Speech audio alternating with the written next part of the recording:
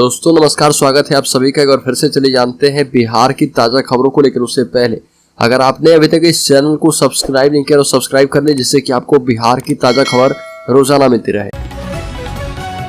सबसे पहली बड़ी खबर, चर्चित प्रॉपर्टी डीलर हत्याकांड मामले में घायल वकील एवं अंगरक्षक को पटना किया गया रेफर, 2 हिरासत में।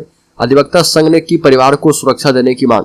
मुजफ्फरपुर में 2 बाइक पर सवार 4 अपराधियों ने चर्चित प्रॉपर्टी डीलर समेत 5 लोगों को घर में घुसकर गोली मार दी, और जिसमें प्रॉपर्टी डीलर और उनके 2 अंगरक्षकों की मौके पर ही मौत हो गई थी। मुजफ्फरपुर के चर्चित प्रॉपर्टी डीलर आशुतोष शाही और उनके 2 अंगरक्षकों की गोली मारकर हत्या कर दी गई थी। वहीं एक अंगरक्षक और वकील सैयद कासिम हुसैन उर्फ डॉलर की अस्पताल में नाजुक स्थिति को देखते हुए उसे पीएमसीएच इलाज के लिए रेफर कर दिया गया है। वहीं एसएसपी ने सिटी एसपी के नेतृत्व में एसआईटी टीम गठित कर दी है और 2 लोगों की गिरफ्तारी अब तक हो चुकी है।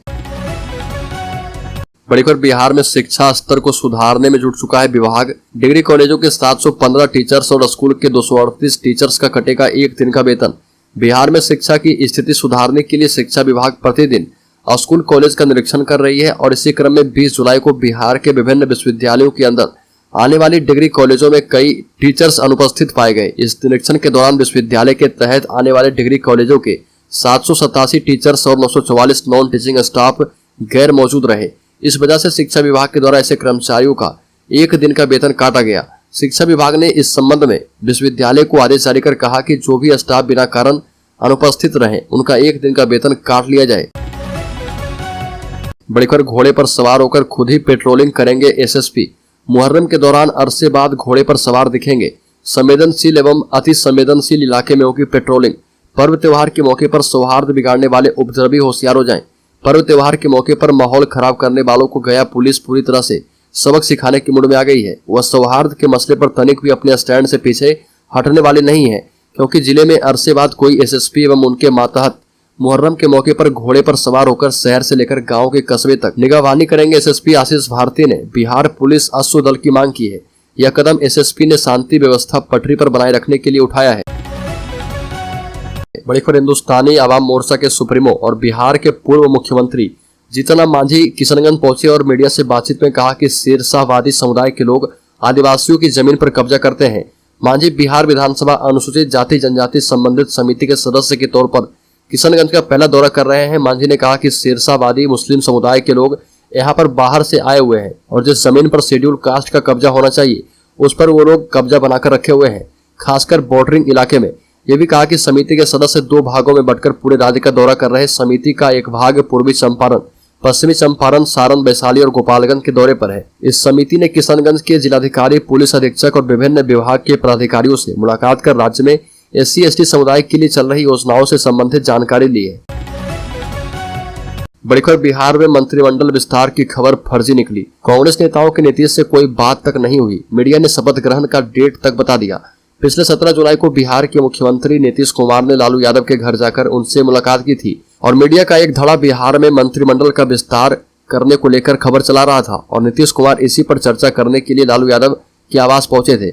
हद देखिए कि मंत्रिमंडल विस्तार और शपथ ग्रहण की तारीख तक चला दी गई। खबर ये दी गई कि प्रदेश कांग्रेस अध्यक्ष अखिलेश सिंह और प्रभारी भक्त चरण दास सीएम आवास जाकर नीतीश को अपने कोटे के नए मंत्रियों की सूची सौंपेंगे, लेकिन कांग्रेस ने ही आज ऐसी खबरों का खंडन कर दिया। कांग्रेस के प्रभारी भक्त चरण दास ने पत्रकारों से बात करते हुए कहा कि उनकी नीतीश कुमार से मंत्रिमंडल के विस्तार पर कोई चर्चा तक नहीं हुई। बड़ी खबर, सीएम नीतीश तेजस्वी के खिलाफ लाठीचार्ज मामले को लेकर कोर्ट में शिकायत दर्ज। बिहार के मुख्यमंत्री नीतीश कुमार, उप मुख्यमंत्री तेजस्वी यादव और राज्य सरकार के अधिकारियों के खिलाफ 13 जुलाई को पटना में एक विरोध मार्च के दौरान भारतीय जनता पार्टी के कार्यकर्ताओं, विशेषकर महिलाओं पर पुलिस लाठीचार्ज के संबंध में एक स्थानीय कोर्ट में शिकायत दाखिल की गई है। यह शिकायत प्रदेश बीजेपी की महिला सेल की प्रमुख लाजवंती झा ने दर्ज कराई है। इससे पहले इसी तरह की शिकायत बीजेपी कार्यकर्ता कृष्णा सिंह कल्लू ने पटना की कोर्ट में दाखिल की थी।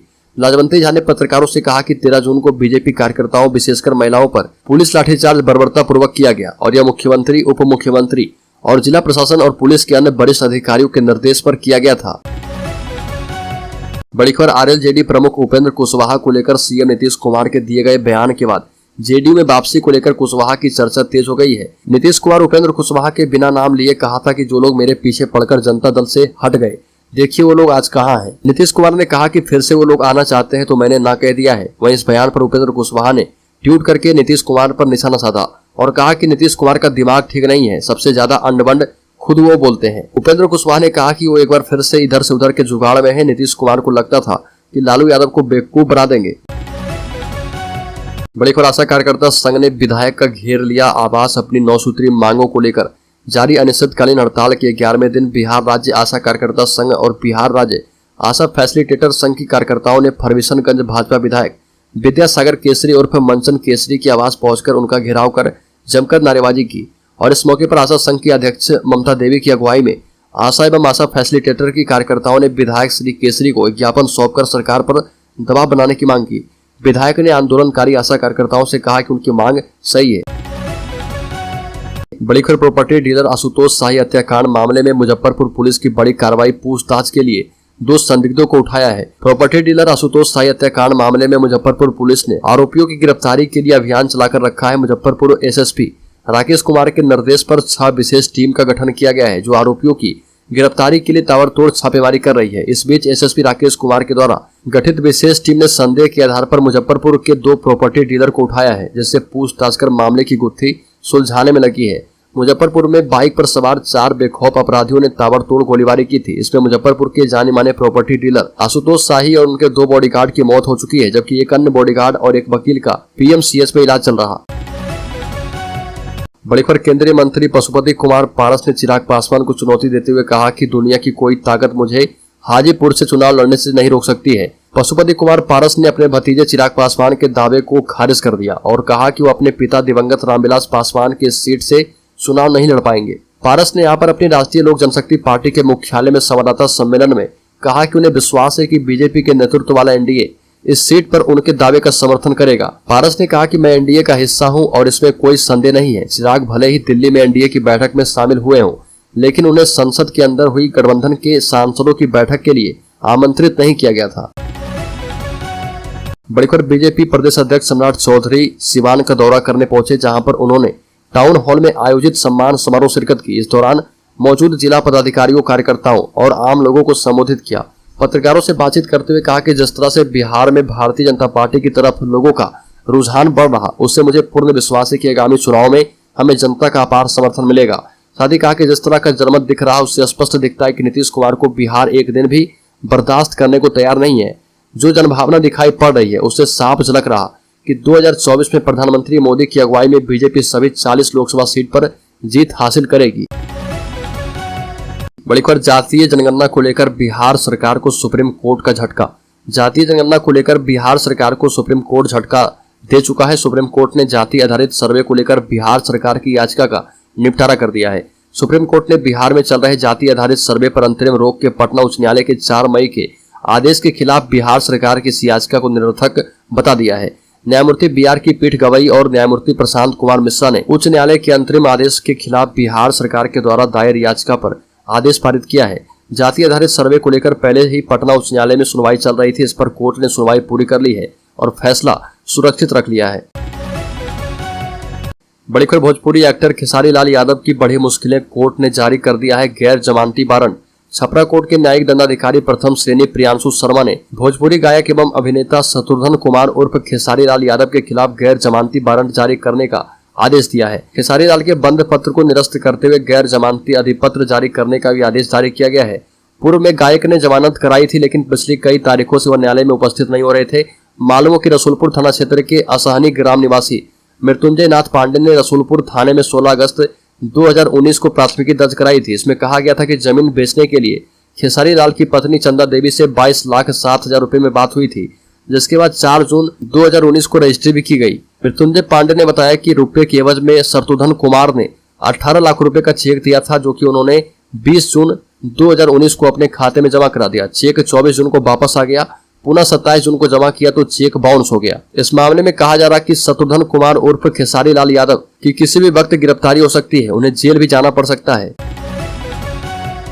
बड़ी खबर, मुजफ्फरपुर हत्याकांड मामले में खुफिया विभाग ने जारी किया था गैंगवॉर का अलर्ट। परिवार को दिल्ली शिफ्ट कर चुके थे शाही। जमीन कारोबारी आशुतोष शाही की हत्या ने जिला पुलिस के खुफिया तंत्र के चूक को सामने ला दिया है। यह इसलिए कि गृह विभाग ने पिछले वर्ष अक्टूबर में ही जिले में जमीन को लेकर 2 गुटों में गैंगवॉर को लेकर अलर्ट जारी किया था और गृह विभाग ने जारी अलर्ट में एक गुट में आशुतोष शाही समेत 5 लोगों का नाम शामिल किया गया था। दूसरे गुट में मंटू शर्मा, गोविंद कुमार समेत 6 लोगों के नाम थे। इसमें आम सूचना के आधार पर जानकारी दी गई थी कि जमीन को लेकर दोनों गुटों में गैंगवॉर हो सकता है। इसके बावजूद इस दिशा में कोई निरोधात्मक कार्रवाई नहीं की गई। जान के खतरे का अंदेशा जताते हुए आशुतोष शाही ने आवेदन दिया था तो उन्हें कुछ दिनों के लिए सरकारी अंगरक्षक दिए गए।